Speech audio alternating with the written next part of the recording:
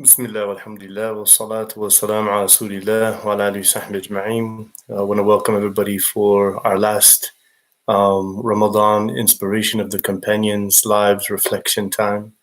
Inshallah, we have some discussion about the companions' approach to death, how they looked at, how they were concerned about their time whenever it was coming, and how their attitudes were about what's coming after death.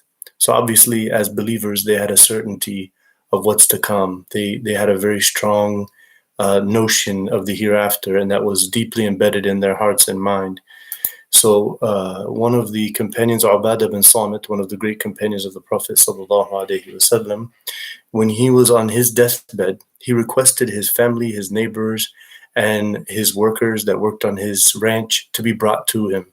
So they all came to him on his last days, and he basically told them, look, I believe this is the end of my time, and this will be the first day of my hereafter. So I know I have done many of you wrong, and so either by word or by deed. So I'm humbly asking you to take your retribution now, before my time comes, before the end of my life hits. They said, no, you are a good man. You never did any of us wrong. He asked, well, if you are saying that, will you bear witness that you forgive me regardless? And they said, yes. So he wasn't just taking their statement as perhaps, being nice to him while he's on his deathbed. He wanted a proper declaration. He's asking them to give their witness. So they said, yes. So then he said, okay, so here's my advice. None of you should cry over my death. I don't want anybody crying and wailing at my funeral. I want everybody to go ahead and make their wudu when I am dead, and to go into the mosque with the intention of praying for me and your own selves, knowing that your time is also going to come.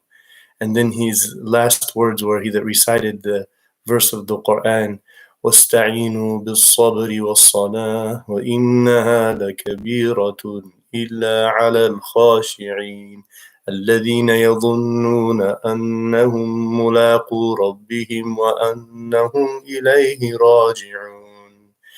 So his last words after such a beautiful account of his situation before leaving this earth and trying to reconcile with other people whom he may have wronged, was to read the verse that you should seek the assistance of Allah through patience and prayer.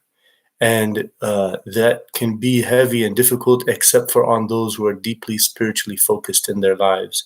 It is those who are preparing and knowing that their time is coming to meet their Lord, and there is no stopping that.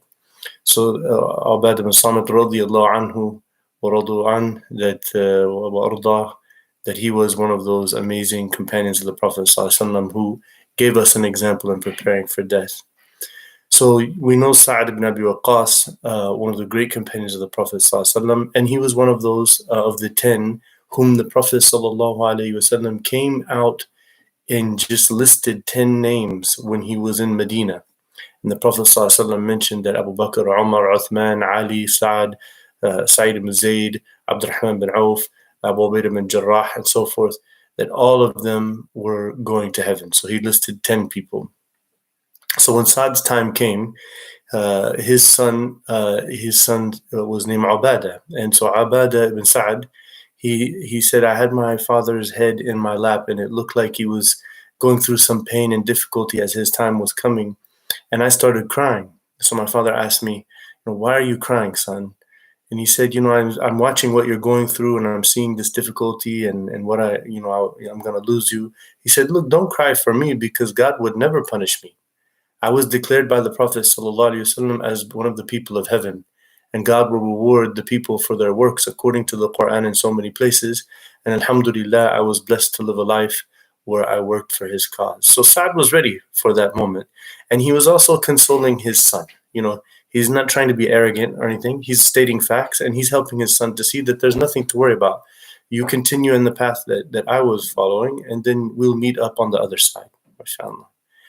So we have Amr bin al-As. He has that amazing story of his life that I think would be a great reference to look at the seerah through his lens, just because his lens is very unique in those of his companions, sallallahu alaihi wasallam. So when Amr ibn al-As, whenever his time was coming, uh, he was on his deathbed and he's going through the pains of death. He started crying, and his son Abdullah bin Amr, who was a very pious, great Muslim, became Muslim before his dad, long before. He said, why are you crying? And he said, well, I have the most powerful case I have at this point is my testimony that La ilaha illallah Muhammadur Rasulullah, because I went through 3 unfortunate phases and I'm very concerned about where I'm at right now. So Abdullah said, what do you mean, his son? He said, well, as you know, son, I spent a good part, some 21, 22 years of the Prophet's life. I hated and despised the Prophet sallallahu alaihi wasallam, and nothing would have more than pleased me than to see him killed. And I mocked and hated and ridiculed him and his message for 20 some odd years, until finally, whenever the truth came to my heart and I saw it and I chose to follow it, and I came to him and talked to him and embraced Islam, and then he became very, very quickly the most beloved person to me in the world.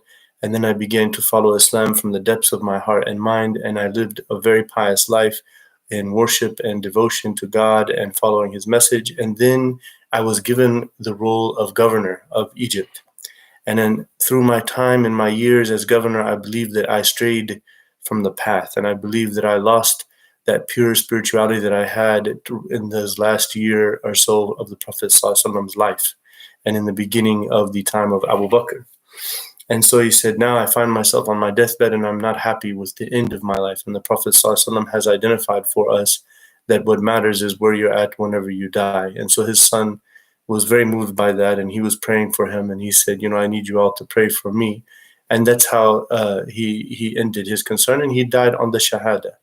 So, he was very concerned about his hereafter, and he was thinking when his time came that I wish I had, lived a better life. I wish I would have been more focused on my soul and being a person of spirituality and following the message and being very careful in my authority and responsibilities as a governor. So he was thinking about that immediately when he knew his time was coming. So once Ali ibn Abi Talib radiallahu anhu and some others, they came to Umar during his time whenever he was dying. And so Umar was stabbed 6 times by a Persian servant named Lu'lu, and he was on his deathbed. So Ali ibn Abi Talib walks in with Abdullah ibn Umar, his son, and others, and they noticed Umar was crying. And so they said, Umar, what is it? He said, ما جاءني من خبر السماء. He said, the news that has come from heaven has got me concerned. Will I be a person of heaven or will I be a person of hell? Meaning what? Omar himself is reflecting on some verses of the Quran, and he's thinking, I wasn't living the perfect life of a Muslim. Now, when we read the life of Omar, we read what he did during his caliphate and what he achieved as a moral, spiritual leader in world history. Perhaps there's no other figure in world history that led such a state in such a way with pure moral prowess. And yet here he is on his deathbed wondering, am I the person of heaven or the person of hell? So Ali radiallahu anhu, he responded that you have the good news of the Prophet sallallahu alaihi wasallam. He has declared you as a person of heaven, and he has declared that you and Abu Bakr are 2 of the great leaders among the people of heaven. And so then he asked Ali, he didn't say, oh yeah, you're right. He asked Ali, are you now bearing witness for me that you heard the Prophet sallallahu alaihi wasallam say that I'm a person of heaven? And he said, yes, I am. And then he told his son Hassan, who was with him, he said, Hassan, you bear witness for with your father that Umar radiallahu anhu is of the people of heaven. And this is just the character that they had for each other, how they looked out for each other, their general connectivity in spirituality, and how they looked at each other. So Ali ibn Abi Talib radiallahu anhu also, he talked about the most hopeful ayah in the Quran, the most comforting ayah that gives us hope in going to heaven.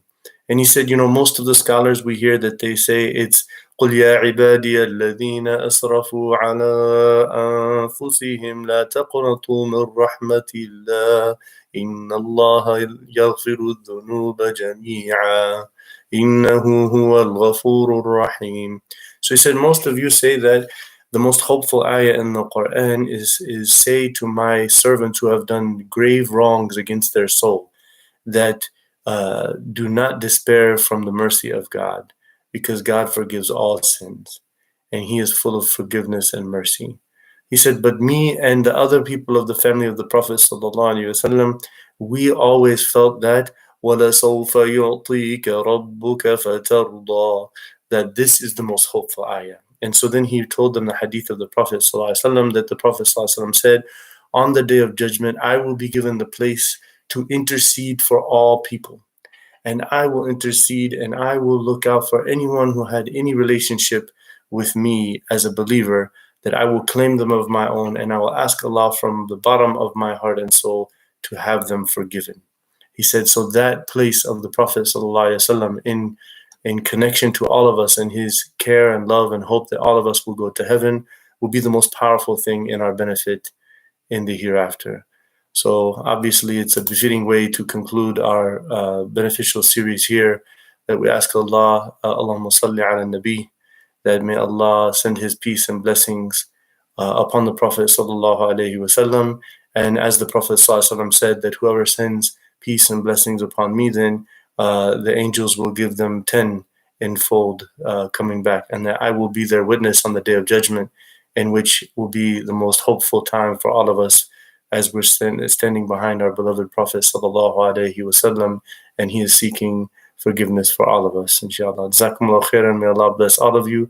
An early Eid Mubarak. This sunset of today, when we finish our fast, will be Eid.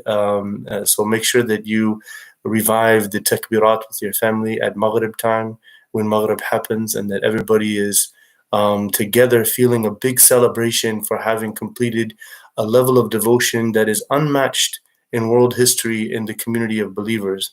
So alhamdulillah. So jazakumullah khairan, and hopefully you guys will see your families on the cast for the Eid program tomorrow morning, inshallah. Jazakumullah khair. Assalamu alaikum wa rahmatullahi wa barakatuh.